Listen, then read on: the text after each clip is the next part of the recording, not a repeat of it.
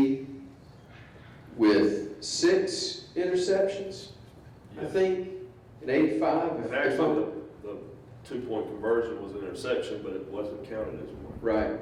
But my point is, ball wasn't flying around a ton back then. I mean, it wasn't 3 yards in a cloud of dust, but even in the mid-'80s, it was nothing like they're throwing it today. Your numbers have been a little higher than that this day and age, wouldn't? Especially if I had Derek Thomas rushing the end. Yeah, that would help, wouldn't it? That's right. Pete, look, and y'all are all great players, every one of you, and you made your teammates so much better. But Chris, isn't that the element that gets lost in a sport like football, is that if you're weak anywhere, you great players may be able to help make it better, but it's going to be exposed at some point, isn't it, if you don't have 11 that can do everything that's asked of them? Oh, no question. I mean, there's no question, especially in today's environment where they're spreading you out. And I look out there today and I'm trying to figure out who would I cover. Because unless they're running a tight end or a fullback out there for a blitz, I'm always worried about who I'm going to cover if I was playing. But yeah, I mean, you know, we obviously at Alabama played with great players. Like I got a chance to play with Antonio, and the ability to go into a game and make it 10 versus 10 as opposed to 11 versus 11 just changes the whole concept. Because you could take a guy like Antonio and say, you got him. And so now the field's shrunk by a third. Right. And so that allows us to do so much. But gosh, there was so many great players that I'm sure we all speak about that got a chance to play with. But without question, you're going to get exposed. But really, you're not going to get exposed on Saturday. You're going to get exposed during practice, during the drills, and so forth. Because there were so many talented players out there that we played with that there's nowhere to hide. Antonio, I know wherever Andrews Al goes as a head coach, you get drug along to work with the DBs. How tough is it for you, as good a player as you were and having played it at the absolute highest level, to really teach guys, the majority of which are never going to play at any level of college? Because you got to put it on terms they can adapt to. I understand fundamentals are fundamentals, but still there are things that came so natural to you or that you had developed these skills over the years. It's got to be tough and kind of frustrating to get that out of them, isn't it? Well, honestly, it's not, because for the kids, when you have credibility with them, they listen and they dig in and they want to pick your brain and they want to learn everything that you know, and you understand something. The tough part is trying to tell a kid he doesn't have it. Right. He thinks he does. Yeah. And you know, and he wants to tell you how to do the drills, how the drill should go, and you want to tell him, I'm eventually going to move you. So, but you can't. So it's fun. And once you have credibility with them, they listen and they work hard. The kids, they work very hard, and sometimes you have to learn to tweak things with them. And sometimes I want to get to the point where I want to teach them how we played in college and in the NFL, but you have to realize they're not ready for all that. So you have to keep it simple and just teach them. The one thing as a coach with high school kids you have to do is teach. And I learned early on, yelling is not the answer. They're going to tune out in a hurry. It will tune you out in a hurry.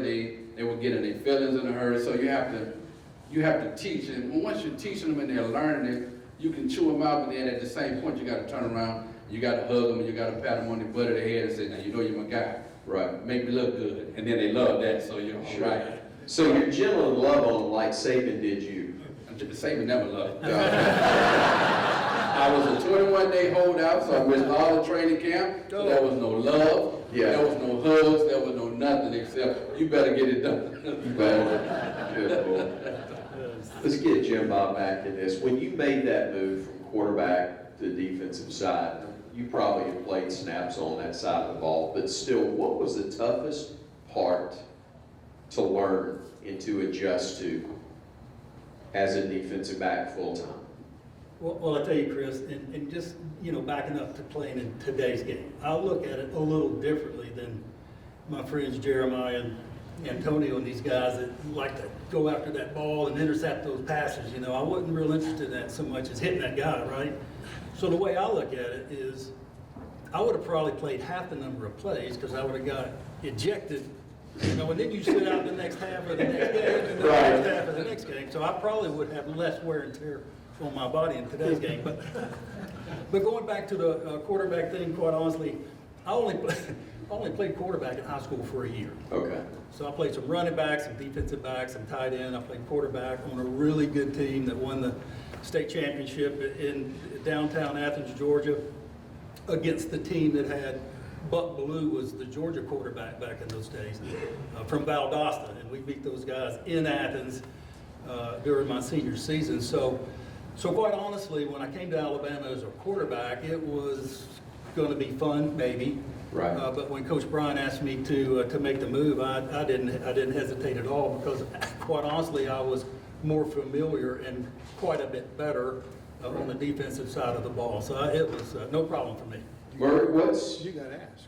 you got, he said you gotta ask. Are you saying, Murray, you didn't get asked about that? No, I didn't get asked. We got through with winter workouts, and it was the first day of spring training. And outside the locker rooms, they had a big bulletin board, and I was still in the freshman locker room, and they would put the depth chart up there. So I go in there thinking that I'm on offense. So I start with the last team at quarterback, and I work my way up. I'm not there. I said, they moved me to running back. So I go to running back. I look at both positions, because it was a wishbone, 2 running backs. I'm not there. I look at the receiver. I'm not there. I said, I don't think they want me here. They hadn't told me anything. So I start on defense, and I start at cornerback, I start at free safety, and I get strong safety, and I start at the last team, and I'll work up, and there's my name on the first team. And there's Bob Bumhauer, Charlie Hanna, and Gus White, Colenso Hubbard. And I'm looking at this, and I'm going, and all of a sudden this voice behind me goes, "How you like that, old buddy?" And I turned around, and it was Coach Oliver. And I went, "Is this right?" And he goes, "That's what happens when you work hard." And I thought it was just a joke, but I'm gonna tell you what, they never told me, but it couldn't have worked out any better. I was pretty jacked up. I agree. Is there disappointment, Ricky, initially when you see that? I mean, everybody, I guess, has, the feel I'm gonna be Stabler, I'm gonna be Namath, I'm gonna be the guy. There was disappointment, but you had the freshman team, and I got to run 3 snaps my freshman year in a game at quarterback. We played at Tennessee. We had the ball, and Coach Griska, who was a freshman coach back then, he had told the 5 or 6 quarterbacks that were freshmen on our freshman team, he had told us all a whole off season leading up, to our practice and everything, the summer practice and things. We all got to run some snaps in practice and stuff like that. And he said everybody get an opportunity to play quarterback in a game.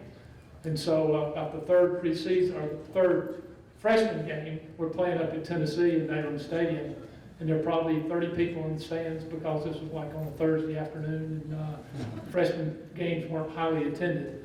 So about the third quarter, we get the ball on about the 4-yard line going out. And Coach Griska turns and looks at me and said, "Ricky Davis, you're in there at quarterback." I thought, okay, all right, here's my chance on the 3-yard line coming out. So we're running the wishbone, and there was the read on the triple option, or they would call just the automatic handoff to the fullback running off. So the first play is automatic handoff to the fullback on the right side, picks up 1 yard. Second play, automatic handoff to the fullback on the left side, picks up another yard. So it's 3rd and 8, and I'm thinking, well, maybe I'll get a chance to throw the ball here. Next play, automatic handoff to the fullback on the right side. So my 3 plays at quarterback, my whole college career, picked up, I think, 3 yards, something like that. So I kind of figured out at that point, my days at quarterback at Alabama, they just weren't going to happen. Ricky, you're an attorney, right? It's all how you present your case. You never had one pass broken up. That's right. You never had one pass intercepted. But you know what? It didn't matter I never got to present my case. And, Okay. I'm talking about in history, and you know what for. You don't have to tell them all that I'm going to story. be honest with people. Just be honest with them. But looking back on it, it was the best thing for me to play defense, because running the wishbone, Gary Rutledge, Richard Todd came in the year after me. Had it, after my sophomore year when I didn't play very much, but I started my junior and senior years. And back then, like I said, people didn't throw the ball very much. And so at free safety, one of my jobs at free safety was run support inside out when people were running the wishbone. And so that meant, I would take fullback breaks up through the middle and untouched. And I remember tackling Johnny Davis in practice. And if you know Johnny Davis is about 6'3", Big Johnny Davis. Big Johnny Davis, and here I am, maybe 6'1", 175 pounds, and that's not fair. Yes. But I was a sure tackler, could make tackles, and but again, I get back to Coach Oliver, and the guys that know Coach Oliver, and he was just and had the opportunity to play. I would not have been an NFL quarterback. I didn't have a long career, but for 4 years I hung on in the NFL because of Coach Oliver and the fundamentals and the techniques that I learned from him. Bobby, I gotta ask you, besides playing at an incredible time, national championship teams, phenomenal players, and a great player yourself, you went on, you coached the game for a long time. What stands out most to you at the end of your coaching career that you learned from back when you were a player? Because I know there are things about the game that change, but there are some elements that you were taught as a player that they're still teaching today as they're going through camp, getting ready for preseason. So what's the number one thing maybe that stands out that has not changed in the least about the game itself? Fundamentals. Fundamentals, that's what you coach every day. You gotta coach fundamentals. And all these schemes don't make a lot of difference. Right. But you gotta teach kids fundamentals. I was telling somebody the other day that I love teaching fundamentals, and I love showing guys how to do it. As soon as I got to the point in coaching where I couldn't demonstrate, I was ready to get out. That's a bad feeling when you can't show a kid how to play the game. And, but fundamentals was the big thing with me. I just had one pop in my head. I got to run through real quick with all y'all. And I don't know how much time I got, so y'all tell me when to shut up and leave. I'm married. I'm used to being told shut up. And I'm divorced once, so I've been told to leave too. So I would have said that. Just thought of that one. You better believe I'm going to use it again. Along similar lines, worst butt chewing you ever took? From Coach Brian. I never got one. You never got one? No, never did. Good night. That's pretty good. That's real good. That's really good. I never got one from Coach Brian. Got one from Dude Hennessy one time. Tell me about that, because I like to hear that, having known Dude a little bit. Well, it was at practice, and we had a run come my way, and I came up, and the back looked like he was going inside the blocker, so I went inside the blocker, got pinned to the inside, and the guy took it to the outside. Well, I was wrong. It happens again during the same scrimmage. I go up, I stay to the outside this time, and ball carrier comes, got a big gap now because I'm going to stay to the outside. So I come up outside, and they come inside. So anyway, it makes a long story short, Dude grabs me. Now, Dude's a short guy, and he's up here shaking me. John, you got responsibility outside.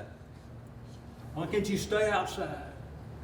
I said, Coach, I went inside one time and you chewed me out, and I go outside one time and you chewed me out, and he got mad. He got real mad. And he says, you see me after practice. So I worried the rest of practice about what he's going to do at the end of practice. I think something bad's fixing to happen to me. So I go see him after practice like he had said, and he said, John, he says, you got to cut that stuff out. You can't let that happen again. That just ain't gonna happen. And that's it. I said, yeah, get off the field. And so that was a big deal with me because I thought I'd really done something wrong and I was gonna pay the consequences. And dude he was worse, he had a bad bark, but not a bad bite. Who got the worst one? I know for the rest of y'all, because Coach John's got the tough one, because he had to answer it first. And he said, oh yeah, another good guy, he didn't get in trouble. I know Murray Lake got in Yeah, trouble. only Coach Oliver got me one day at practice, for kind of something like that, but it was one of those things where, and coaches aren't supposed to do this now, I don't know if they do or not, I've been to practices, but the tone of practice with Coach Bryant was a lot different, Chris, if you've been to practices in Tuscaloosa the way they are now. I mean, it's pretty vocal. And Sure. But probably the roughest, never Coach Bryant, I never saw, I mean, Coach Bryant was always, when he would go and get onto somebody, it was up, he was in their face, Right. and he wasn't yelling and screaming. And I had that Coach Oliver came up to me one day during play, and I either missed a tackle or I can't even remember now what it was. But he came up to me and he grabbed me by my face mask. And you can't do that anymore, I don't think.